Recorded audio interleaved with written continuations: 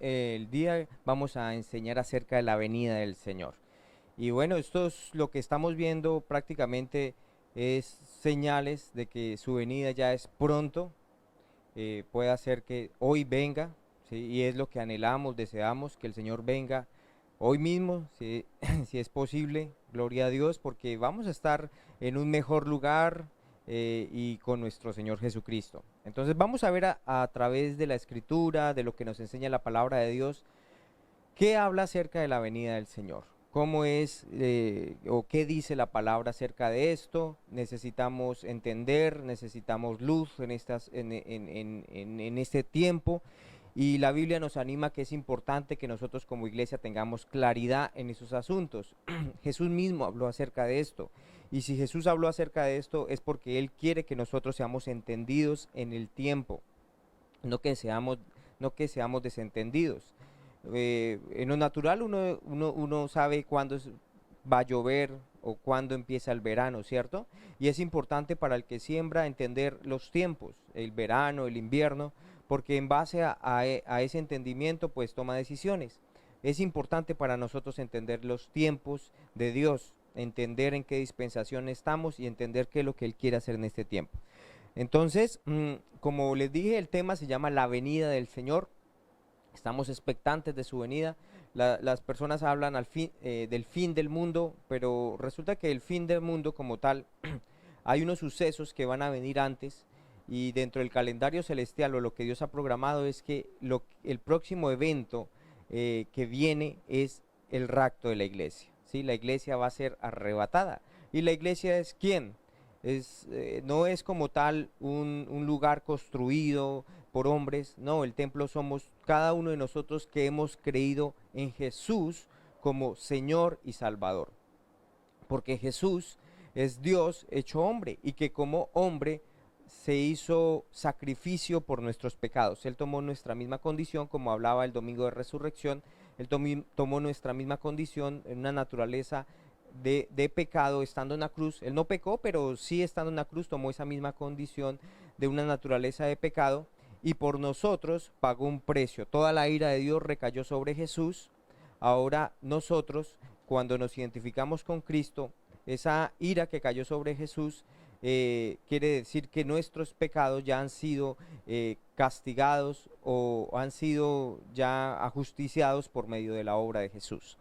Bueno, vamos entonces a ver un poco acerca de cómo la venida de Jesús se divide en dos fases, y vamos a ver una imagen en la pantalla.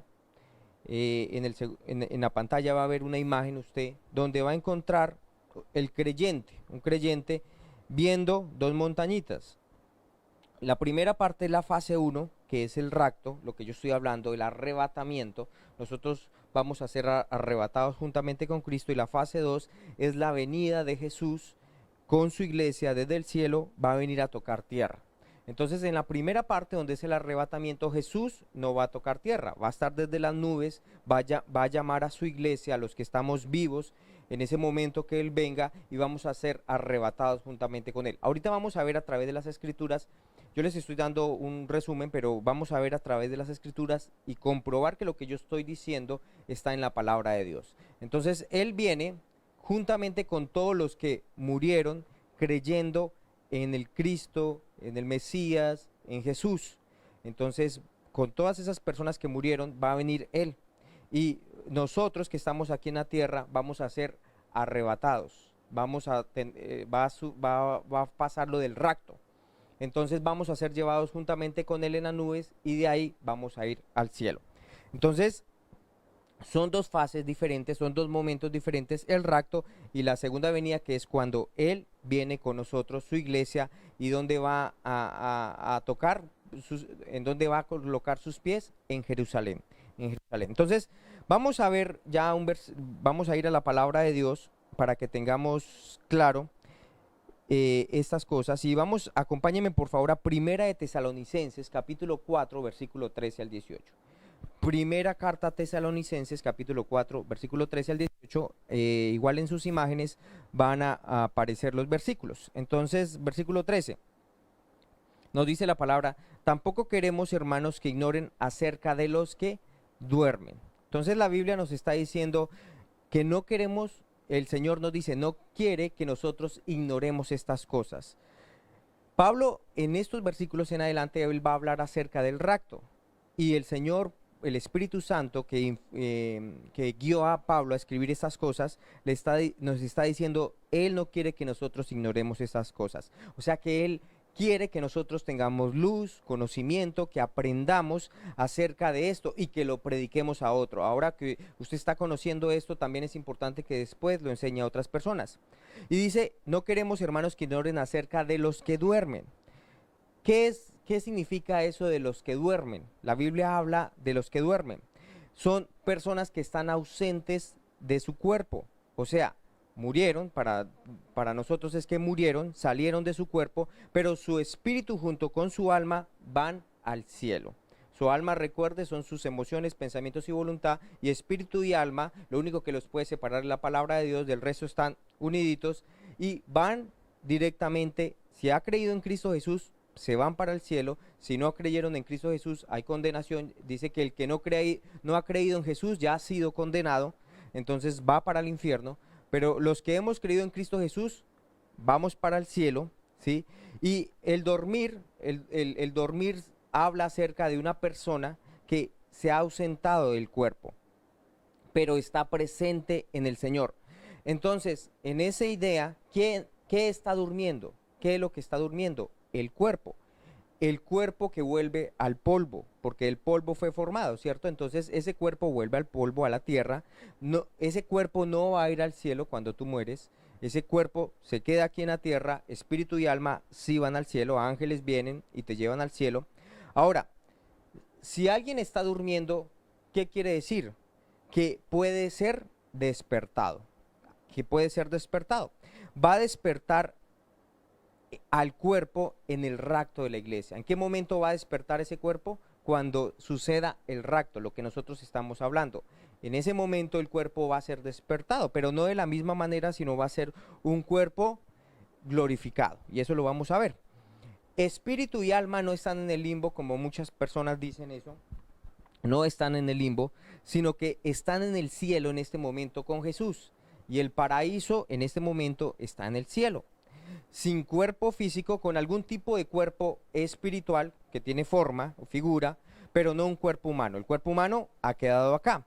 Pero nosotros, la promesa es que si morimos, sí vamos a recibir un nuevo cuerpo, ¿sí? Un cuerpo que se va a despertar, que vamos a recibir cuando vengamos juntamente con Cristo, si hemos muerto, sino aquí en esta tierra vamos a recibir un nuevo cuerpo. Ahora sigue diciendo las Escrituras, sigamos allá en 1 de Tesalonicenses 4:13. Dice, para que él nos está diciendo, es importante entender esta enseñanza para que no se entristezcan como los otros que no tienen esperanza. Entonces, esta es una buena prédica para hacer en un funeral de una persona cristiana, ¿no? Porque hay una expectativa de que nos vamos a volver a encontrar con esas personas que murieron teniendo a Cristo en su corazón. Pero también les digo una cosa, lo más triste que puede haber en esta vida, ir a un funeral donde la persona que murió no tenía a Jesús en su corazón, porque no se va a volver a ver a esa persona, no se va a volver a ver. Eso es muy triste. Pero nosotros, los que hemos creído en Cristo Jesús, tenemos una gran expectativa, un gran gozo, y aquellos familiares que partieron con Jesús en su corazón, pronto los vamos a ver. Puede ser que sean en 10, en 20, en 30, en 40 años, bueno, lo que dure nuestra vida o lo que Jesús demore en venir, puede ser hoy mismo. Entonces vamos a poder volver a ver a nuestros familiares que han creído en Cristo. Sí, versículo 14, sí, seguimos leyendo, versículo 14. Porque si creemos que Jesús murió y resucitó, esto es lo que nos hace diferentes y esto es lo que nos hace la iglesia de Cristo. Los que hemos creído que Jesús, siendo Dios, murió, pero también resucitó. Ahora, esa palabra resucitar no es igual levantar de los muertos. Usted ve en las escrituras que muchas personas fueron levantadas de los muertos. Por ejemplo, Lázaro, ¿se acuerda? Lázaro, el hermano de María y Marta, que estaban en la tumba, y Jesús 4 días después le dijo, Lázaro, sal fuera.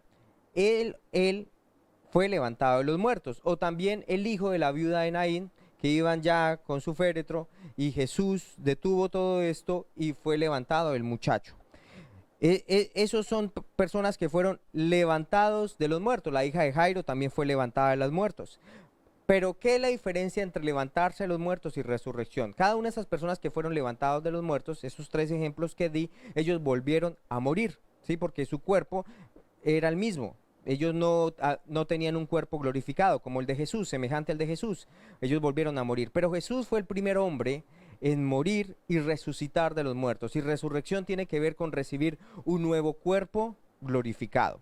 Porque el cuerpo que nosotros tenemos, dice la palabra, que la vida de este cuerpo está en su sangre.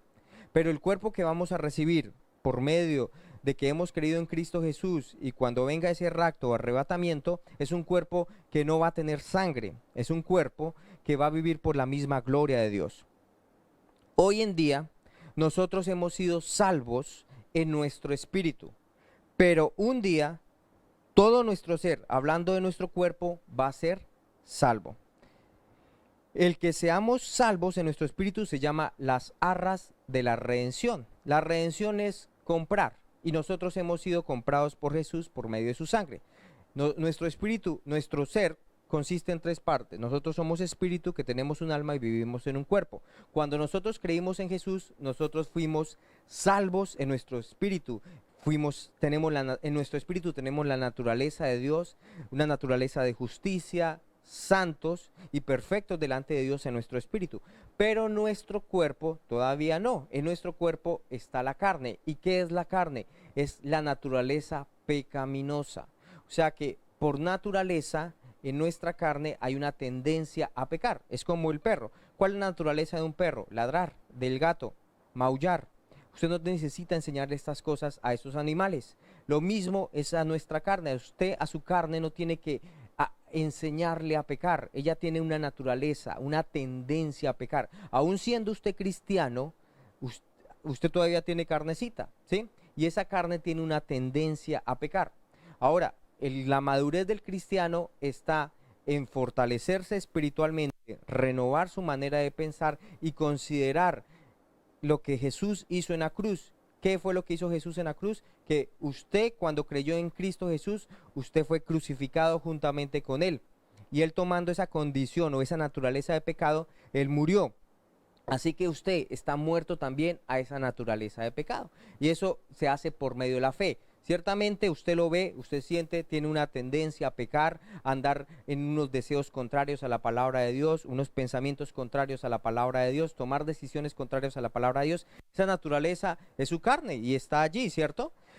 Pero la Biblia dice que consideremos su palabra y la consideramos por medio de la fe. Entonces, ¿usted qué hace con esos deseos y esos pensamientos contrarios a la palabra de Dios? Considerarlos muertos, porque eso fue lo que sucedió cuando usted creyó en Cristo Jesús. Eso es la carne, una naturaleza pecaminosa, una naturaleza pecaminosa.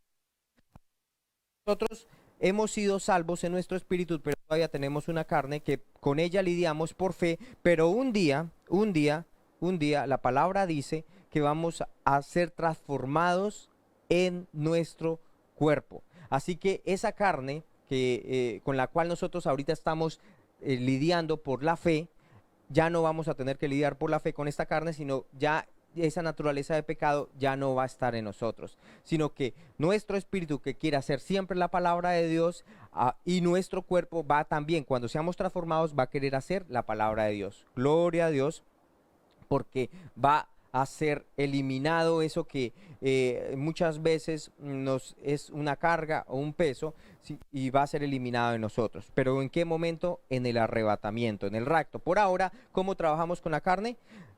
Pues la consideramos muerta. No, esos deseos contrarios a la palabra de Dios, esas cosas que quiere hacer contrarias a la palabra de Dios, nos consideramos muertos, muertos a esos deseos. Y nos vestimos en lo que somos ahora en Cristo Jesús.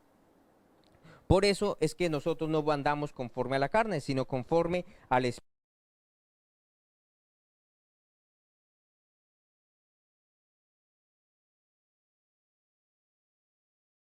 Versículo 14, seguimos.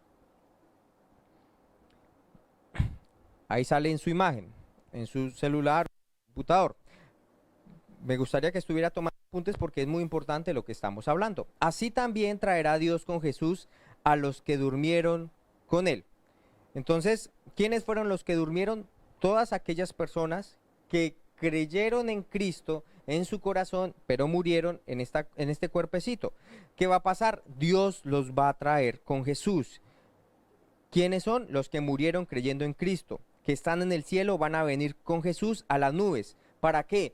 Para recogernos. Él no viene a la tierra, pero sí viene a recogernos y a llevarnos al cielo, desde las nubes. Cuando Él toque la tierra, cuando Jesús toque la tierra, ese evento es el de la segunda fase. ¿Recuerdan que le decíamos? Es la segunda venida del Señor Jesús. Ese es otro tema, más adelante lo vamos a ver el otro domingo, pero hoy no vamos a tocar ese tema. ¿Para qué viene toda esa gente? ¿Por qué vienen con Jesús aquellos que durmieron? Por ejemplo, si su abuelo creyó en Cristo Jesús, murió y ahorita está en el cielo con Jesús, él en el momento del arrebatamiento, su abuelo va a venir con Jesús. ¿Y por qué viene él? ¿Por qué viene con Jesús? ¿Por qué no se queda allá en el cielo esperando a que nosotros vayamos?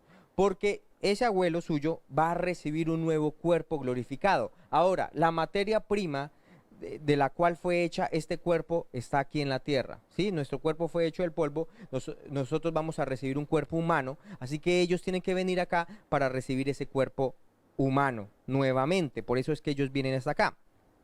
Todos ellos vienen a recibir un nuevo cuerpo glorificado.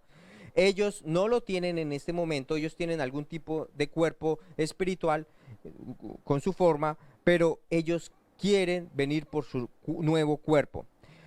Ellos quieren venir. Versículo 15.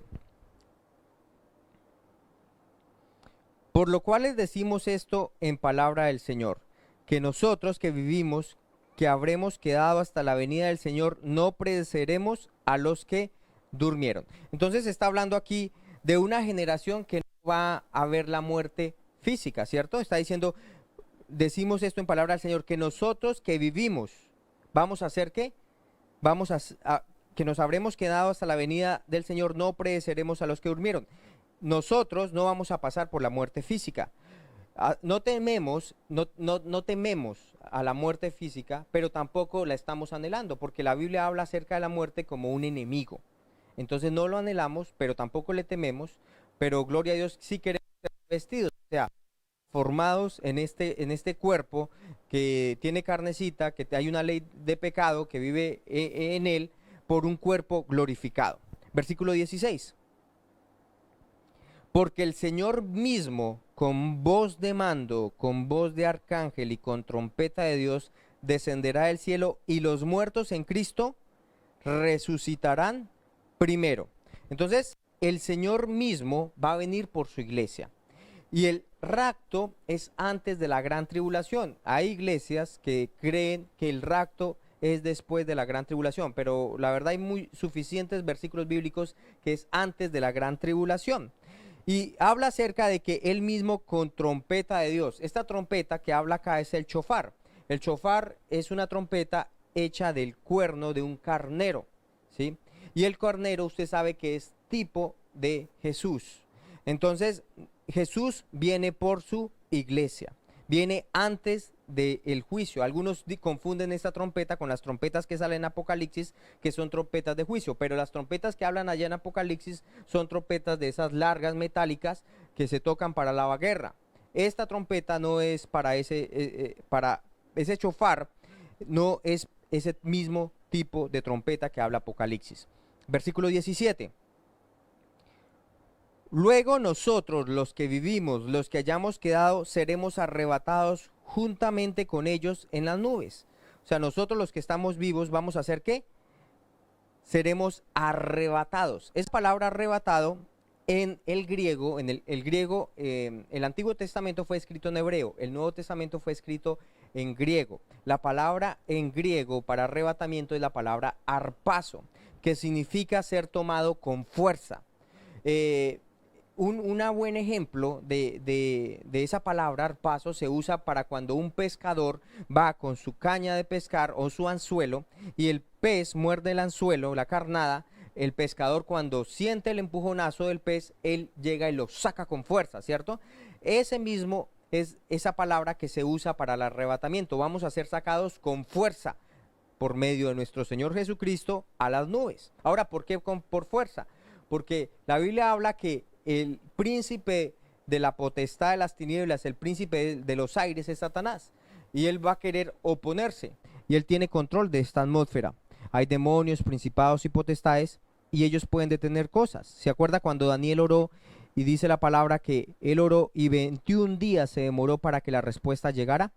¿Por qué? Porque habían príncipes de potestades deteniendo la respuesta de Daniel. Entonces, el Satanás quiere resistir, pero vamos a ser sacados con fuerza. Vamos a ser sacados con fuerza. El arrebatamiento, así como la salvación, no es por obras. Nosotros fuimos salvos en nuestro espíritu por medio de que hemos creído en Jesús, por medio de la fe. Pues el arrebatamiento también va a ser por gracia, no va a ser por obras, ¿sí? Porque si la salvación a nuestro espíritu vino por gracia y por la fe en nuestro Señor Jesucristo, pues el arrebatamiento, la salvación de nuestro cuerpo también es por gracia, no va a ser por obras. O sea, versículo 18, nos dice la palabra ahí mismo en Tesalonicenses. Por tanto, aliéntense los unos a los otros con estas palabras. ¿Esto qué produce? ¿Esto qué debe producir en nosotros? Aliento, ánimo. Esto no debería atemorizarnos. Antes, hoy oramos, Señor, estamos esperando tu venida. Ojalá vinieras hoy mismo, Señor. Deseamos estar en tu misma presencia, adorándote, mirando tu rostro, amándote. Estamos anhelando esto. Pero si el rapto fuera después de la gran tribulación, esto no traería ánimo a nosotros, más bien nos desanimaría. ¿Por qué? Porque la iglesia tendría que pasar la gran tribulación. Y sabe que eso es feo. La Biblia dice allá en Zacarías que 2/3 partes de la población van a morir. Van a ser decapitadas personas. Esto es una plaga, ya van a haber muchas más plagas durante esos 7 años de la gran tribulación, que es lo que dura 7 años de la gran tribulación. Van a haber guerras, terremotos, va a haber mucho temor, va a ser muy difícil.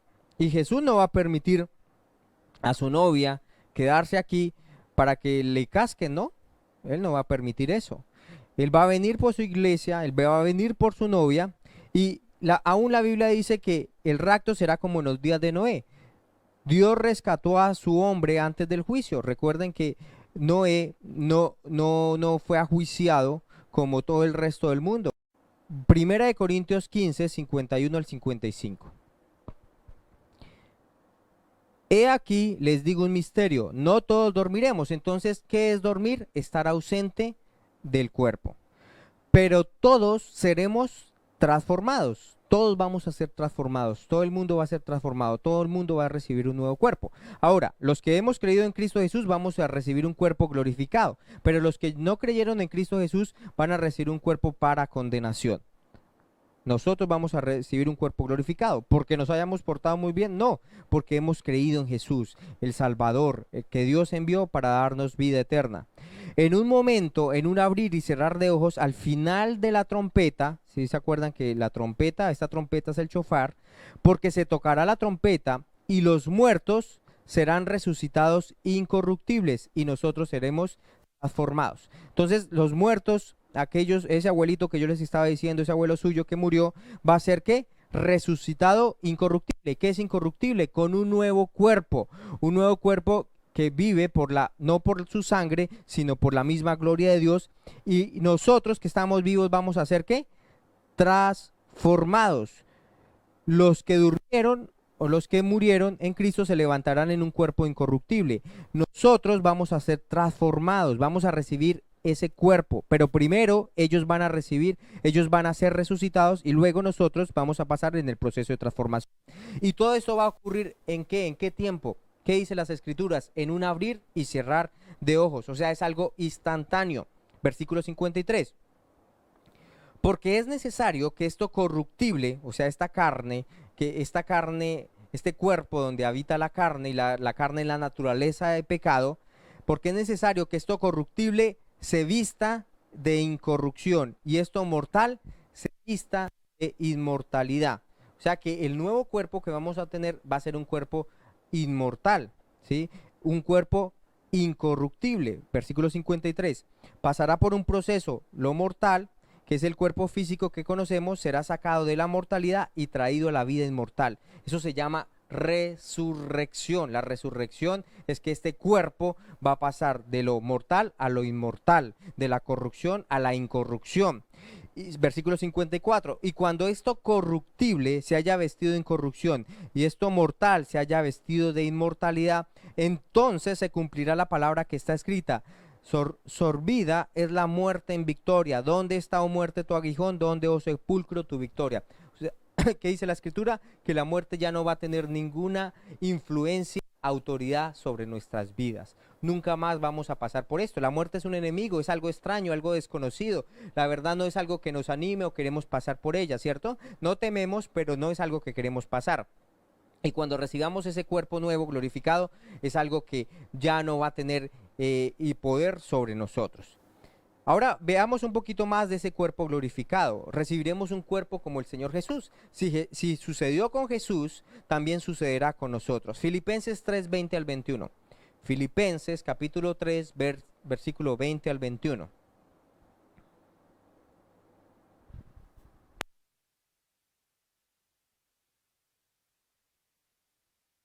Filipenses 3, 20 al 21.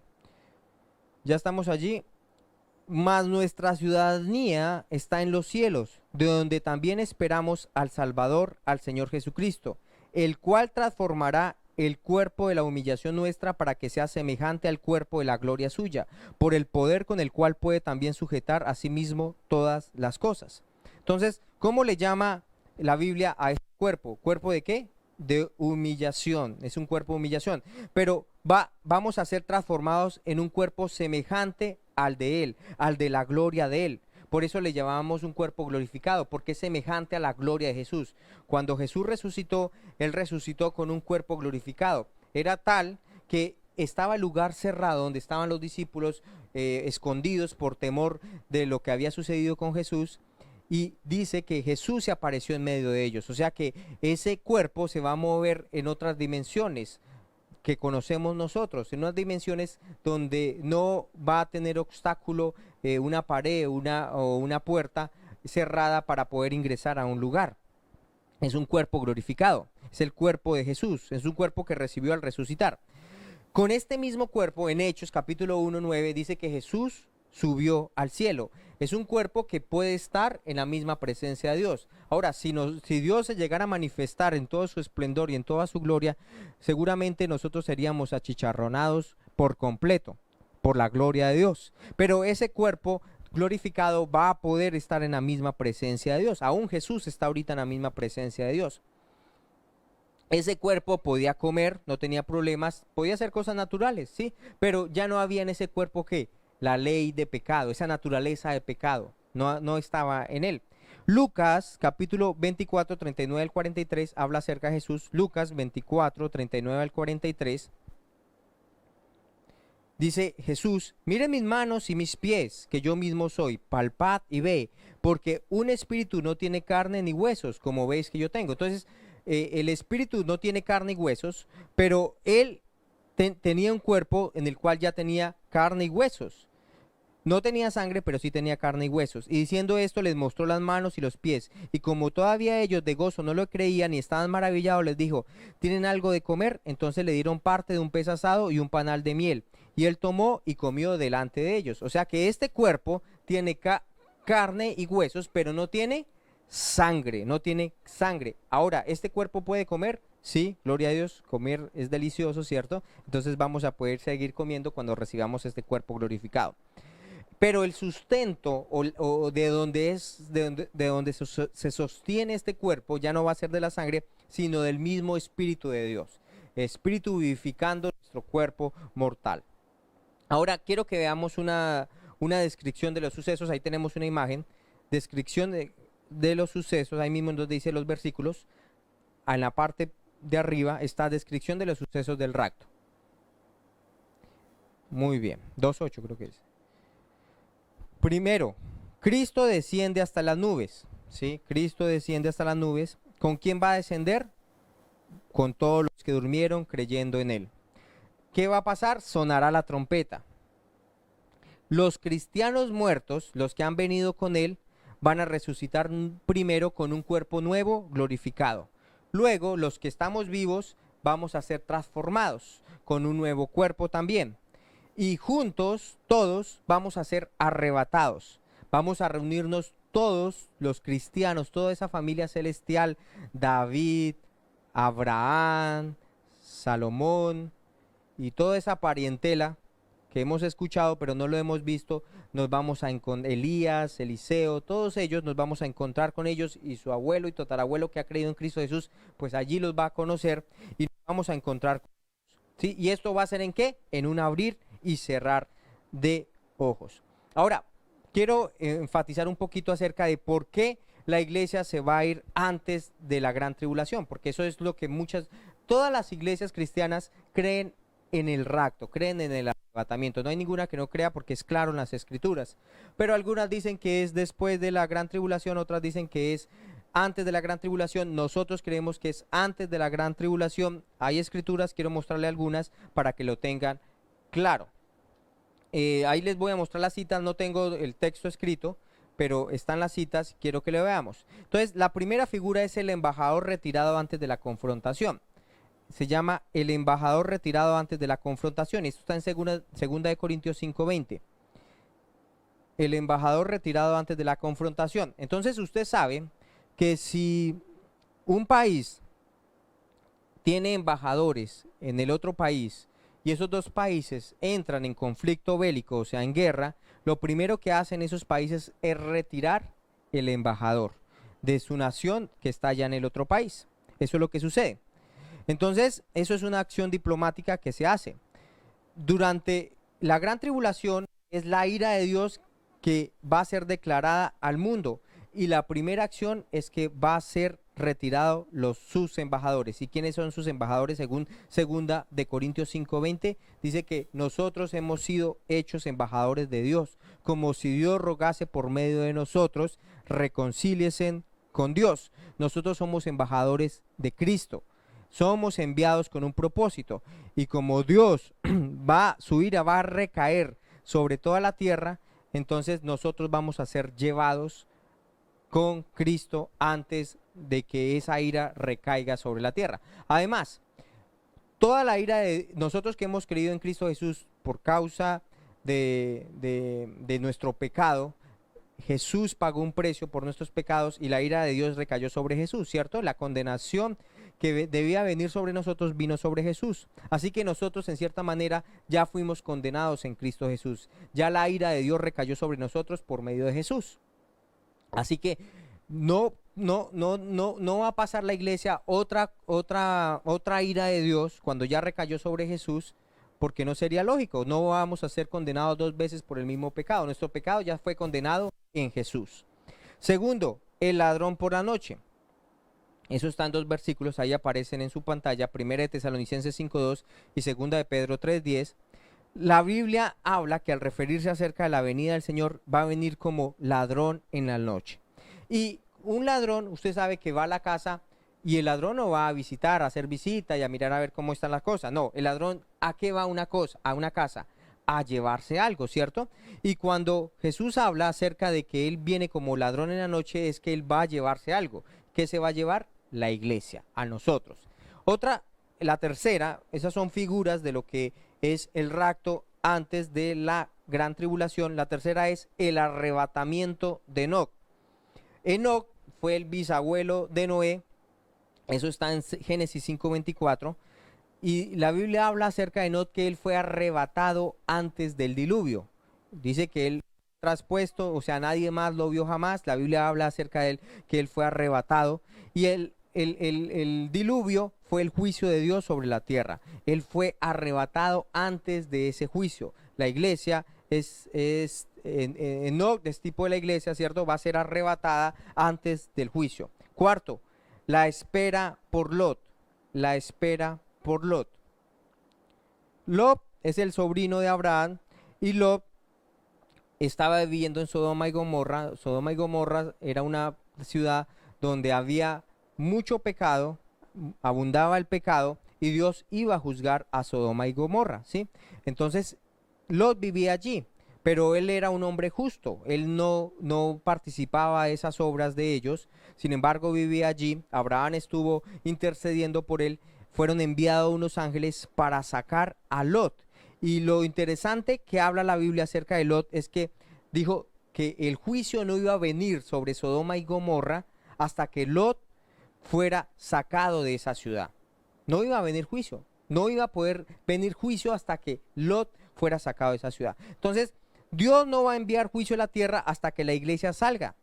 Esto simplemente lo que estamos viendo ahorita, esta plaga no, sino esta pandemia, toda esta situación que está viniendo ahorita, el COVID-19, esto es como le llama que son dolores de parto, ¿sí? Son síntomas, esos dolores que vienen antes de que la mujer dé a luz. Entonces, eso es lo que sucede. Ahora, otra explicación clara es cuando hay estaciones. Nosotros hace un tiempo vivimos en Argentina y antes del verano viene lo que es la primavera, ¿sí? Pero al final de la primavera usted empieza a sentir el calor del verano, empieza a sentir un poco de calor, pero ya cuando llega el verano hace un calor terrible, ¿no? Pues eso es lo que sucede. Antes de que llegue la gran tribulación, hay ciertos señales de la gran tribulación que se van dando en este tiempo, antes de que la iglesia sea arrebatada. O sea, que esto solamente son sombras de lo que va a ser la gran tribulación. Imagínense lo que ha sucedido en el mundo entero, que fue paralizado. ¿Quién iba a pensar hace 2 meses que el mundo iba a ser paralizado como es paralizado ahora? Nadie lo pensó. Y el quinto, otro tipo es que Juan es un creyente, es tipo de la iglesia, Juan es llevado al cielo, y en los primeros 3 capítulos de Apocalipsis habla acerca de que la iglesia es el tema principal, es el tema central. Y habla acerca de los que somos reyes y sacerdotes, habla acerca de los 7 candelabros, de 7 cartas escritas a la iglesia, pero Apocalipsis 4, del 1 al 2, se narra una experiencia del apóstol Juan donde es llevado al cielo.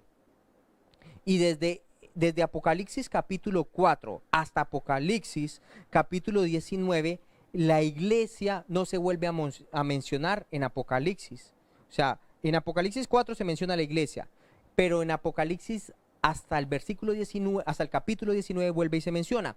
Del versículo 4 hasta el 18 habla acerca de la gran tribulación y la iglesia no aparece en ninguno de esos capítulos.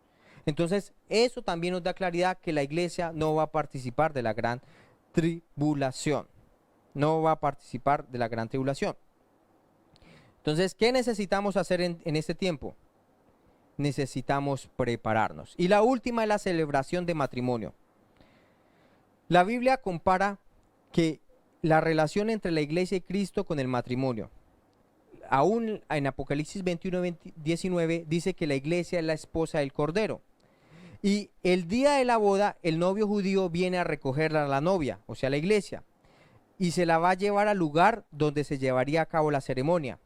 Normalmente, en la tradición judía, cuando el novio venía porque el novio se desposaba con la novia, o sea, se comprometía con la novia, pero él no se casaban de una vez, sino que él tenía que ir y construir casa, tener lo que se requería para ese matrimonio, ¿sí? Y cuando él ya tenía construido casa, tenía construido todo, volvía por la novia y era llevada la novia a la casa del papá, donde generalmente se celebraba la boda. Esa es la tradición judía. Esa fiesta de boda duraba 7 días, más o menos. Entonces, Jesús va a venir por su iglesia, su novia. Nosotros somos la novia de Cristo, va a ser llevada por nosotros. ¿Por qué? ¿Él en qué momento, él en qué está haciendo ahorita? Él está preparando nuestra morada, ¿sí? Él está preparando nuestra morada. Vamos a ser llevados con él, vamos a ir a las bodas del Cordero, en la casa del Padre, y luego vamos a venir con él como la esposa, ¿sí? Como la esposa. Y allí viene lo que es la segunda fase de la venida de Cristo. Entonces, esto es la primera fase, esto es hablando acerca del rapto. Si usted tiene preguntas, ahí dejamos un teléfono 322-883-0009. Eso es un tema muy interesante. Dios quiere darnos luz, sabiduría en estos temas y es importante que los tengamos presentes. Bueno, esto era lo que quería compartir con ustedes el día de hoy. Muchas gracias por estar conectados con nosotros y estamos atentos a sus preguntas.